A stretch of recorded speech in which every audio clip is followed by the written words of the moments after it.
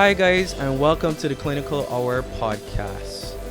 Yes, happy to have you here. Been excited to drop this first episode. So, what the Clinical Hour is. What we do is tackle current issues from a psychological perspective while giving you guys practical solutions for these issues. These issues may be pop culture issues, things that are happening within the country, things that are happening on a global scale, but we'll chat about them and provide insight on them with you guys. Now, I'm your host, Shamar Lynton, and with me are my co-hosts, Fitz Joseph, he's to my right, and Brenda Roach, who is to his right as well. Hi, everyone. Now, for this first episode, we're going straight into it. We're not leaving anything out. We're going very hard. So the first one we're going to be talking about is stress. So, I'm going to provide you with a working definition first before jumping right into it. So, good stress. What is good stress? And good stress is characterized by a sharp burst of adrenaline. You know, like when you need to finish the next project you have, or that deadline at work is coming up and you need to get it done, you know, before your boss gets on you, or maybe you need to finish your assignment for school. For the students who are watching, that is the good type of stress, that adrenaline, that push, that energy that is needed to get to that next stage. Now, on the opposite end, we have bad stress, which are chronic stress, which is characterized by a longer period of time. It's longer in its nature, and it is characterized by trauma, job loss, those types of things. Those will induce that kind of stress on your body, and it would have adverse effects for you mentally, physically, and all those types of things. That's what bad stress would be. And currently, within our country, Barbados, we're faced with some things that are causing us to have some bad stress. And most recently, it's that situation which has been in the media, that's been covered, the bus fare situation, the rise in bus fare. And it's causing us a lot of problems. Fitz, I don't know if you've seen any reports on this, but a lot of people aren't happy with this situation. It's true. Many families have to look at, deal with this whole aspect of stress and how the bus fare will affect their ability to survive. When you think of a family that has 4 or 5 children going to school, and I know. they have to pay a bus fare, and if it's $70 a week for one person, think of what it would mean for 5 people, and then you still have the other expenses in the household. Yeah. So then the effect now is how am I going to survive? How am I going to, get through a week? So it means then that some parents may have to keep home children. I heard that one. You hear different reasoning as to how to deal with the whole situation. Mm-hmm. People talk about having to juggle bills. You paying one bill one time and leaving out The next time. So there are different things, different effects. Mm-hmm. People thinking of, how am I going to survive? How am I going to keep a roof over my head? How am I going to eat? So there are different factors that will come in, how to deal with it. It's true, and going on from what Fitz is saying, Yeah. you have to also look at the irregularity of the bus system. You have Yes. to look and see there are not enough buses available to service Barbados. They're On a not. whole. And then there's some areas that don't actually get the buses. Yeah. So that's another factor that will add to the stress that Yeah. people are experiencing. Yeah. And two, you have to look at maybe the indiscipline of the operators Operators, themselves. Yeah. Yeah, because with this increase, this hike, okay, so you're paying $3.50 now. For that amount of money that you're paying, nobody wants to squeeze up At all. in any At bus all. or van or anything, right? So all these added pressures, and this is something new, right? That is being added to the population of Barbados, and a new factor that they have to take into consideration now as it relates to stress. Yeah, and like you said, in terms of operators doing things that, maybe they shouldn't do. And some of them are trying to get on routes that are packed already. Mm-hmm. So they're leaving places that have less transportation they're leaving them out, and people are being left stranded. Like people who are traveling to St. Joseph, St. John, they're having problems with this transportation, and then being that you have to wait so long, and then you still have to pay this money so to find Exactly. this money to get this done. And to Fitz's point, in terms of having to maybe keep children home, I saw on, I think it was the Nation's Instagram, Yes, there I was saw this that. lady talking about it in that, and she thought that she was paying the $2 for the last time. She didn't even know the day of that she would have to pay the 350. Yes, And I could see that she was like visibly shaken by the thought of having to pay 350, and she has, like, I think she said, like five children to send do to this school. for. So I know they would have implemented these cards and so on, and you would be able to save some kind of money. But in terms of it being enough, Or practical. are practical Because for when you look at those cards can only be used on the transport board buses. Yeah. So it's not. You see, the problem comes where all of our systems are not integrated. Mhm. So, for instance, if you had looked at the UK, where you can get an Oyster card, that's what they will call it, and you can use that on anything. You can use Yeah. that on the train, you can use that on the bus, you can use that on anything. Whereas here, when we have those cards, smart cards, I think that's what they're Yes, called. this smart cards. You can only use them on the transport board bus. So what happens when you don't get a bus and you have to turn around and pay a ZR to get home? Yeah. Then that money's still on the card, which is of no use to Yeah, you. no use to you on a ZR. Right. But going on from what you're saying, Brenda, in terms of the stress, you talk about the persons being able to buy those cars, but not every person might be able to do that. If a person is working for minimum wage, to take out $80 something I am saying. to buy a card, but still have to pay light, water, telephone, provide food. But then when we look at this whole aspect of stress, what about the impact on the individual?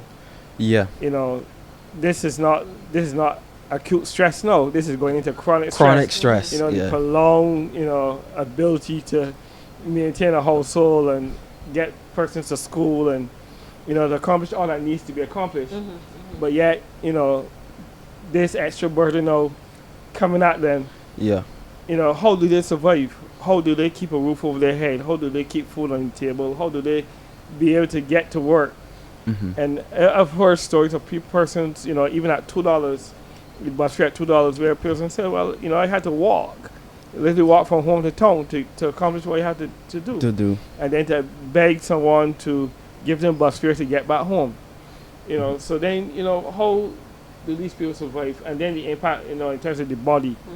That prolonged stress, different effects on the body, in terms of tension, affecting their stomach, affecting their body, the ability to reason. Yeah. That's a confusion, that can be detrimental over a prolonged period of time. And going on from what Fitz is saying now, in terms of the impact, if you look at school children, Mm-hmm. because I was listening to Brass Tats today, and they were speaking about, a mother was talking about having to get her child up so early in the morning, so they have to be in the shower by at least 5 o'clock in the morning. Oh yeah, I think I caught that one. You heard that one? Yeah. And to get them out of the door at least by 5:45, so that then they can get the bus to get to school on time. That's number one. But then how does the child function when they're at school? Okay, because maybe at 5 o'clock in the morning, after you had your shower, it's too early to eat breakfast. Maybe your body's not. Yeah, I used to don't like that. breakfast that early. Exactly, I don't like breakfast that early. exactly. So then, how does a child function properly at school? And then with the prolonged bus service in terms of waiting for a bus to get home, and then supposing the child gets home later at night. So a child may get home at 7 o'clock, maybe 8 o'clock at night. And then on top of that, you still have homework, you still have dinner to eat. Yeah. And then the cycle continues, because then it begins all over again. It does. It does. And that is, putting it like that, you can see a lot of problems that can stem coming out of that, because the child's ability to focus well in class. Exactly. that could affect that by getting up so early and having to move so early. And say for instance, if the bus ride is long, Exactly. because yes, we know schools are in particular zones, but there are some people who live in Christchurch and they be going to school in St. Peter, Yeah, it's true. and to have to get up so early and then travel from there to there and then still be expected to still be alert and focused, then that could be a problem, because the attention span of the child might not be that long. And then talking about attention span, when there are children now who have other needs, children who may be suffering from ADHD, they still have to travel to it, they still have to get to school, and they still have to be able to focus and get through the day. So to be in a situation where you have to be up for a prolonged period of time now, because the time is extended, so where you could have probably gotten up a little later and then maybe catch a van or something like that, because they're going to move towards the transport board. Because I saw today more children, and this is only the first day, but more children were catching the transport board buses, because they still get to travel on these buses for free. So it might be best for them to do that, but they had to change certain things, maybe change certain routines, so that they'll be able to fit that in and still get to where they need to be for the time they need to be there, because most schools start at 8:30, right? So they would need to do that. But I could see where the problem in terms of being able to focus, I could see that. But the other aspect to that too is that in terms of nutrition, because then if you're under stress to provide finances for the household, then you may compromise on nutrition. So instead of buying making sure you have your vegetables and certain things in nutrition, then you may settle for things that may not be as have a high nutritional value. And this is where you find a lot of young people now going to the sweet drinks and sweets in general, which then, like you mentioned, a child with the ADHD, who then that may add to their challenge in terms of functioning. And then off of that, we can have other problems in terms of relationships, and even dealing with things like anger and self-control and violence. So all those things now can spin off from stress in one area, spiraling down in terms of the effects into other areas. I could see where you're going with that, in terms of relationships, feeling as though I can't get this done. This is another burden on me, nobody helping me, I can't get this done. And then you find yourself being triggered. The slightest things might put you off because of this stress bearing down on you, and you don't know how to get out from under it, and it's causing you to lose a bit of control. You should say a bit of control where our things are concerned. And it might not be consciously, because people might not be conscious of this control that they're losing. They just know, I am angry, this is causing me to be annoyed. But it might not be direct anger, but other things at play that are being misplaced and then translating into anger, and it is being brought out or brought over to the other individual in that kind of manner.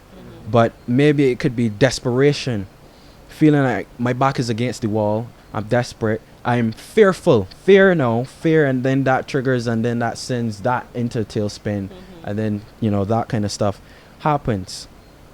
Even being overwhelmed. So what you're describing there is being overwhelmed. And feeling as though you don't have any way out.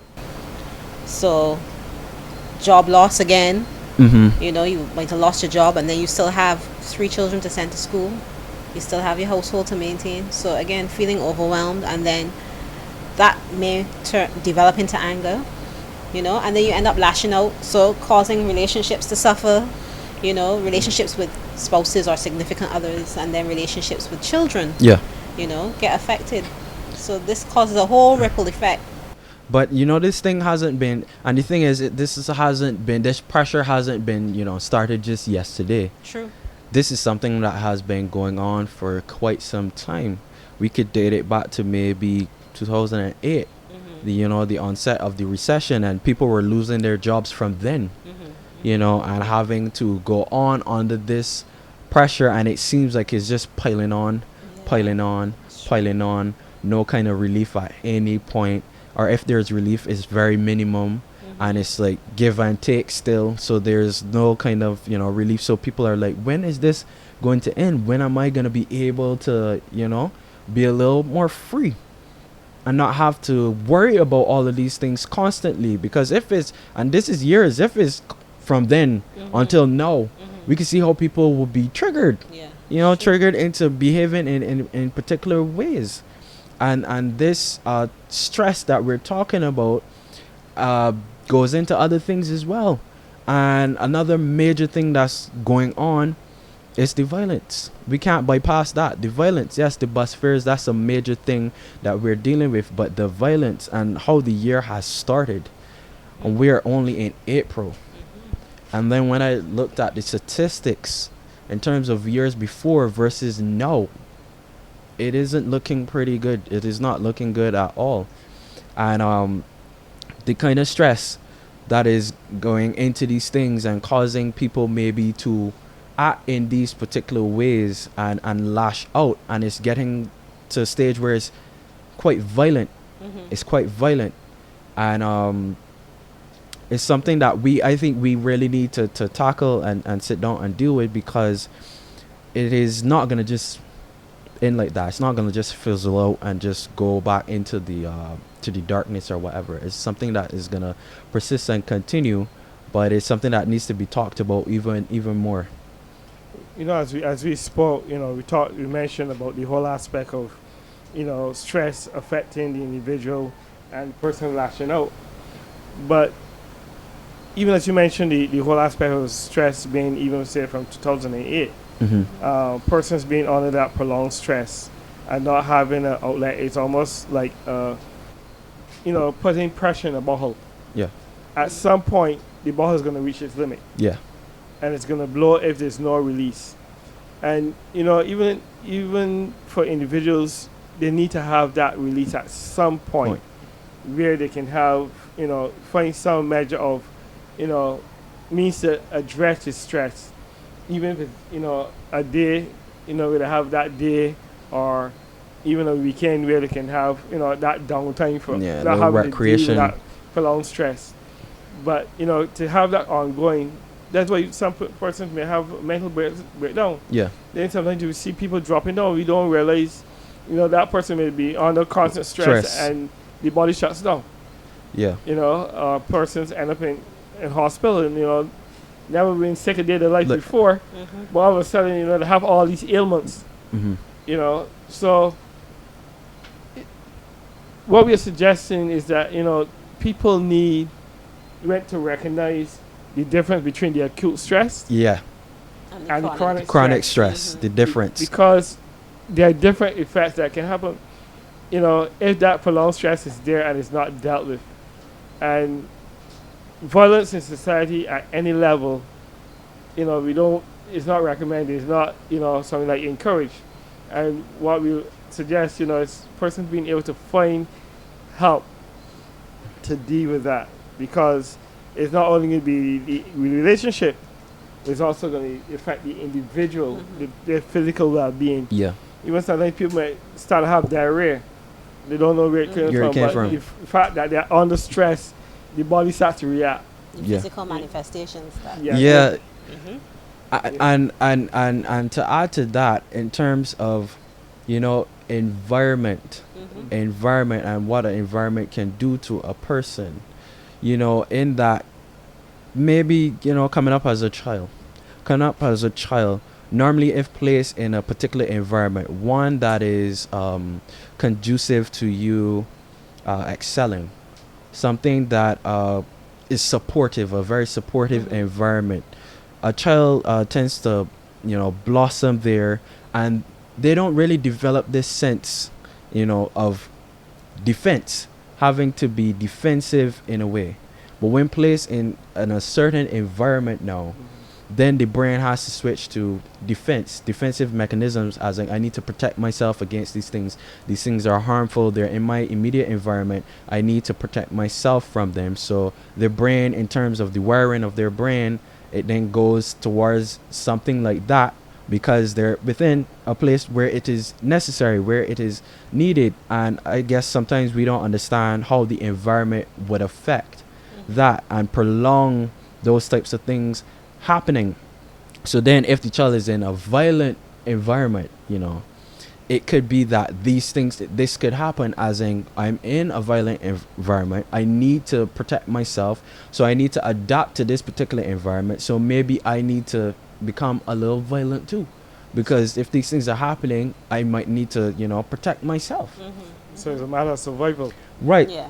So it's kind of like a survival kind of thing. So survival defensive mechanisms kicking in, so that they will be able to stick around a little longer, because we see these children, or these young people, they're dying out at very young ages, 20 this, 30 that, and they're quite young, and they're not dying from things like ailments, like diseases and so on, but they're dying from like violent crimes and so on, shootings happening, and it is something that's very concerning, because being a young person myself, when I see that and I see myself and these young people and them going down this particular road, it affects me, because I know I wasn't in an environment like that, but to see somebody in an environment like that, I have to feel as though they have to, in order to survive, go down this particular road.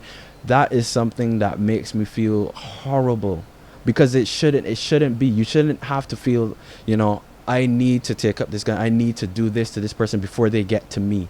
Your focus as a young person who is growing, who's a young intelligent person, budding and so on, should be on how you're going to better yourself, things you can do to better yourself as a person, things you can do to better your environment, your immediate environment. Not, I'm in survival mode, if I don't do this, then that's it for me.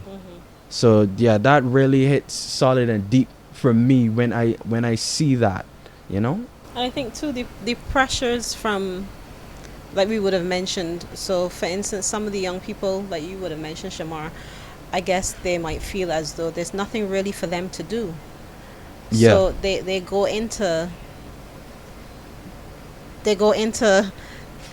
other aspects. So they look to other people to try to help them fulfill what they need to fulfill in order to provide for other family members that they may have to provide for. So for instance, then they might turn to crime just because that's a way for them to make some money.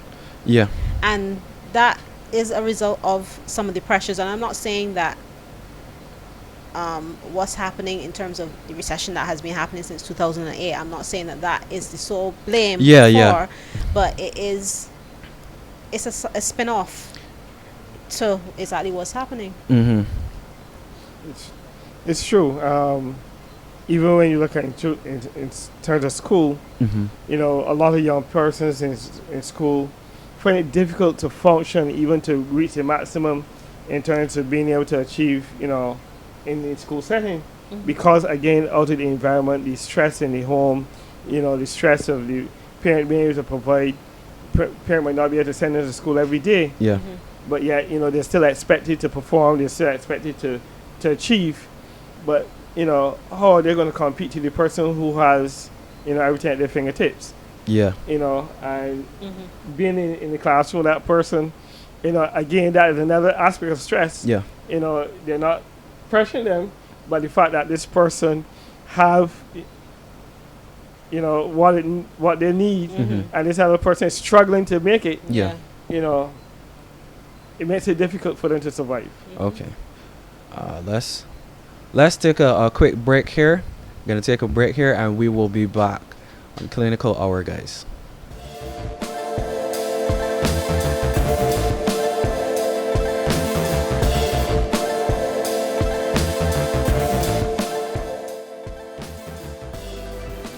Welcome back, guys. So we had a very lengthy discussion. We ran through a lot of things, but now we're gonna get more into things that you can look for that are associated with stress and so on. And for me, the things that I'd like to highlight here are things that are coming in terms of emotional issues that are stemming from, stress and so on. Stuff like depression and just general feelings of being unhappy, anxiety, moodiness, feeling overwhelmed, maybe even, lonely and demotivated. These are some of the emotional things that, you can spot or you can see, coming out maybe in yourself or in others that are associated with stress and so on. Well, from that, you have other things that you can look for in yourself and others, such as the cognitive symptoms like constant worrying. Because you're under stress, you're constantly worrying about what's going to happen and how you're going to survive and things of that nature. Then there's the whole aspect of your thoughts are always racing. It's hard to concentrate and focus. Then the whole aspect of memory loss, forgetting things, something just happened, or you put down something, you can't remember where you put it. I know. Because, you're so overwhelmed that you're forgetting what you did or where you put things. And then you have poor judgment, where you're making poor decisions. Sometimes financial decisions, relational decisions, sometimes decisions that can impact for the next 10 years. So all that from stress. So it reduces your ability to make proper decisions, and you don't want that. So those are some of the cognitive things that you can look for in yourself if you're under stress, and also in others.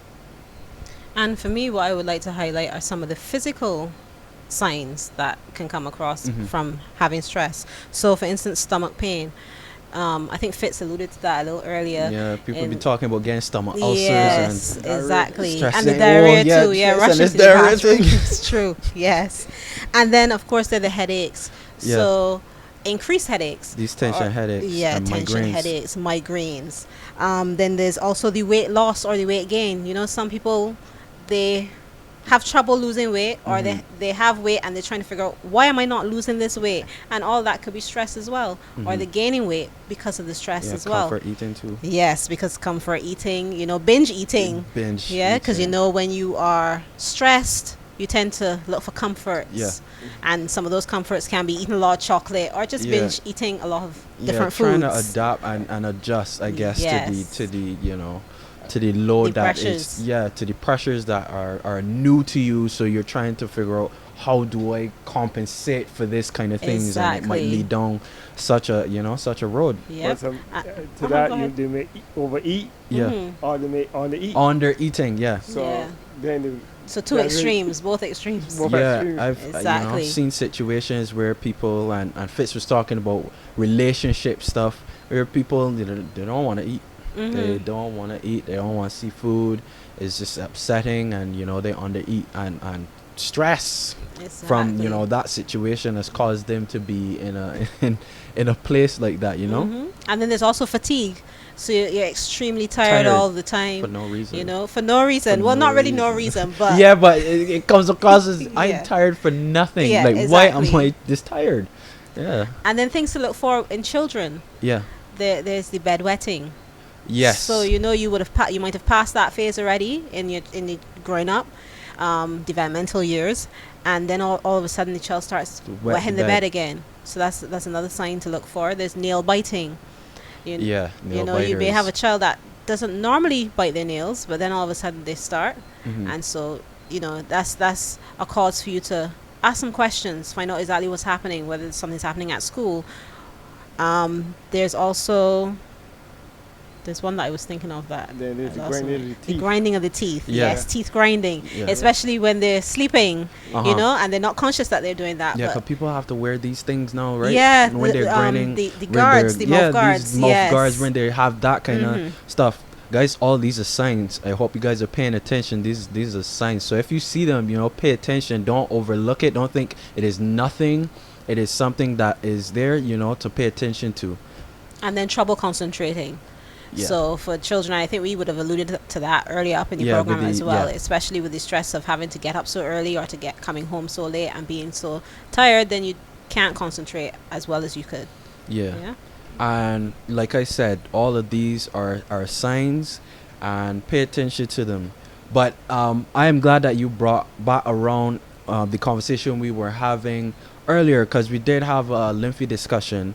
But now we could, kind of come around to some solutions then for these kind of situations that people are faced with in dealing with the stress that they're going through. So there's the stress they're going through, there's the signs of the stresses that they're going through. So now solutions to these types of chronic stress, because these could be considered chronic stress.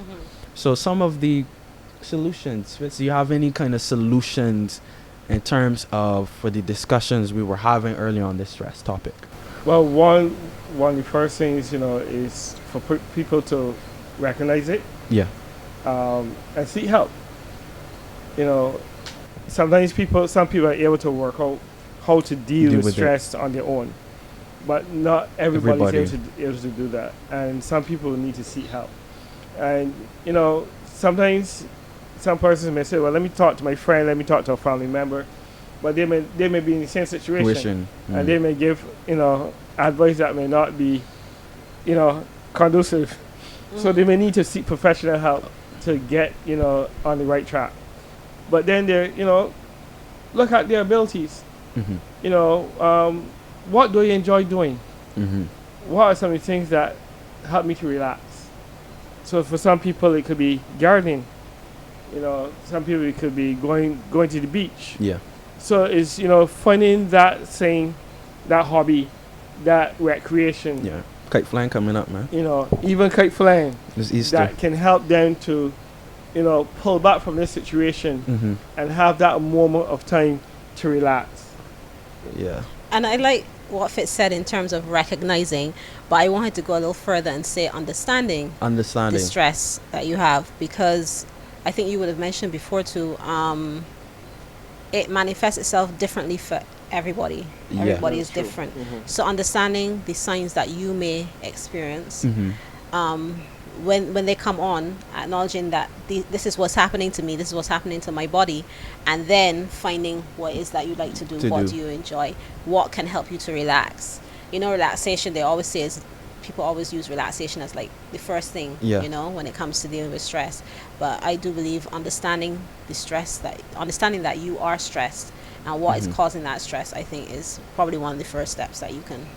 Yeah, that as well. But in terms of, I was thinking of maybe finding like contingencies in terms of plans to kind of change things in terms of, yes, recreation and so on. That's good. But let's say the same bus fare issue, in terms of going out and recreational purposes, that's great. But people might not see that as something that's tackling the actual issue that's causing them a form of stress. So it's kind of like making adjustments, to maybe their budget that they have. And I know people may go like, well, I only have a little bit to begin with. So what are you asking of me to do? But in terms of prioritizing a little bit more, and it's quite difficult. It's quite difficult, and I'm not just saying it because sometimes it's like, oh, you're just saying that, but I don't see how I can get that done. But actually giving it the chance, sitting down and looking over your expenses and see where you can cut down. Maybe I might have to not do this for a little while, or every other, maybe I can do this and leave this out at another time. But to actually review it rather than not look at it at all and just try to go on as though things have not changed. I hope it works out, because things have changed in the wider environment, which will have to affect change on your environment, within your household and so on. So rather than just let it happen to you, try to do something about it and have some form of control over the situation rather than letting it control you and dictate certain things. So I think looking at it from that standpoint too, it can help reduce stress, because if you have a plan of action, this is what I'm going to do going forward, Mhm. rather than, okay, this is happening and I'm just in limbo now, I don't know what to do, where to go next. But okay, this is a plan, I already sit down, plan it out in stages, so I'm going to see how that goes. So with that, too, persons can then look and see what abilities that they have. Mm-hmm. You know, we talked something about going into the tool shed. Yeah, going into the You know, seeing Tool what shed. abilities that they have that they Mhm. can draw, what resources they can draw on. Some people, you know, develop maybe as they're going to pastries. yeah, Again, we spoke about even the hobby of gardening. Some people have made a career Yeah. and out of gardening and landscaping and, you know, things of that nature. mm-hmm. So it's persons being able to look and even see where they can even retool, yeah, where they can actually look at, you know, developing a skill yeah, that they might have had an interest in, or they may not even recognize that they had the Yeah. ability to do, but retooling to see how they can improve their situation. yeah. So essentially, finding a side hustle, as the young people would say, finding something else that they can do that is productive in itself, in that it can bring more income in, Mhm. and it is something that could be something, as you were saying earlier when you were making the statement about recreational, Mhm. in terms of recreational, because yes, it is brain in this, but it's a skill that I actually like, it's a craft that I actually like to do, rather than, you know, how sometimes you have to have a job that maybe you might not like as much, Mhm. but something that I can develop that I like doing it, so I don't mind doing it. So that is something that they can look into, as in retooling, going into the tool shed, you know, finding that Right. hustle. I agree. And supports, you know, always looking at these support resources that you may Support have. systems. Yeah, the support systems, because those are very crucial, Mhm. especially at these times. Seeing how best resources can be pooled, maybe with other family members. I mean, as you said, look at your lifestyles, see what it is that can happen. So, even though Fitz did allude and he said, in terms of maybe you can talk to a family member, Yeah. but also you may need professional help. But still, that resource of reaching out to somebody else Mhm. in the family, communicating, is also necessary. Yeah. Yeah.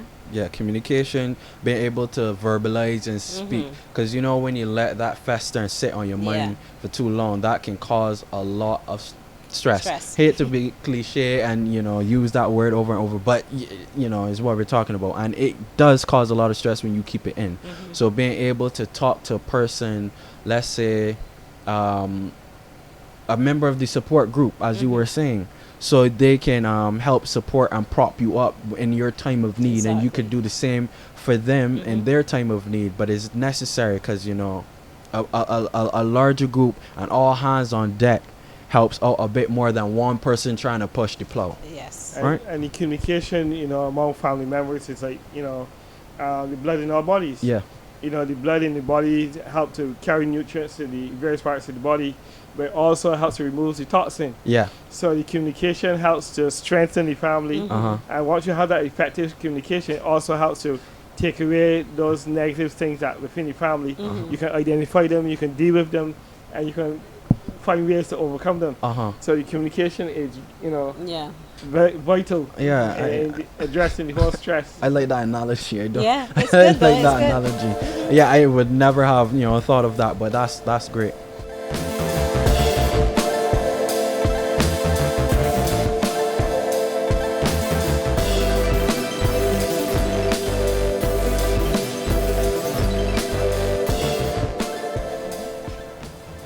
So guys, we have had a very lengthy and healthy discussion on the topic of stress.